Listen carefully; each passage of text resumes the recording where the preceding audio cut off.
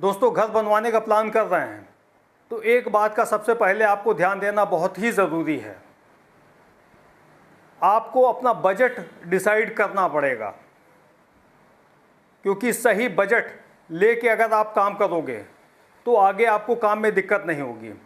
तो इसके लिए सबसे पहले आप आर्किटेक्ट से नक्शा ज़रूर बनवा लें, उससे एक एस्टीमेट निकलवा लें।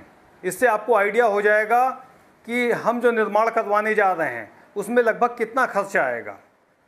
क्योंकि अक्सर ऐसा होता है कि बिना सोच विचार के अगर काम शुरू करवाने में फिर बाद में अगर पैसे की दिक्कत होती है तो काम कहीं ना कहीं बीच में रोकना पड़ता है।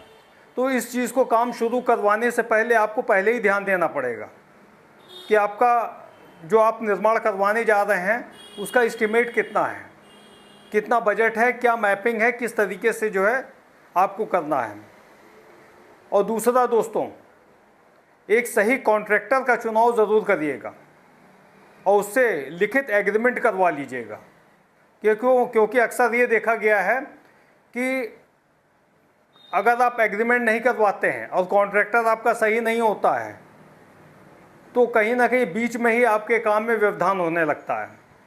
वो आधे अधूरे काम को छोड़ के गायब हो जाता है, फिर आपको दिक्कतों का सामना करना पड़ता है। क्योंकि बचा हुआ काम करवाने के लिए फिर आपके पास दूसरा कॉन्ट्रैक्टर जल्दी नहीं मिलेगा।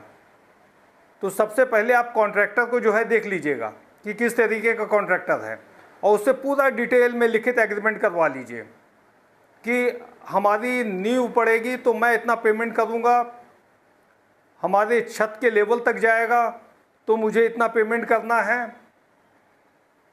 छत पड़ेगी तो इतना पेमेंट करना है, फिनिशिंग पे मुझे इतना पेमेंट करना है। तो ये सब बातें आप पहले तय कर लीजिएगा, इससे आपको बाद में पछताना नहीं पड़ेगा। और एक बात और दोस्तों, कि जैसे घर का आप निर्माण करवाने जा रहे हैं तो प्लम्बिंग और इलेक्ट्रिशियन, इलेक्ट्रिक वर्क और प्लम्बरिंग, इन दो चीज़ों का आप विशेष ध्यान दीजिएगा।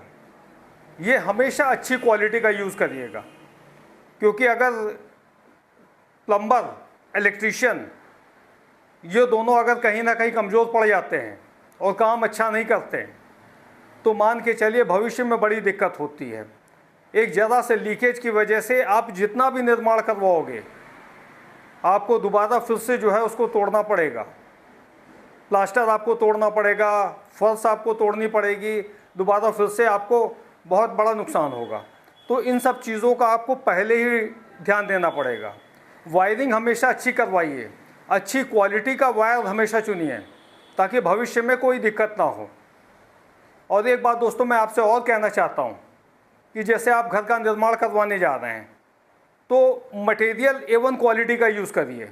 बहुत ज़्यादा डिफरेंस नहीं आता है, थोड़ा ही डिफरेंस आता है, लेकिन क्वालिटी में ज़मीन आसमान का फ़र्क हो जाता है।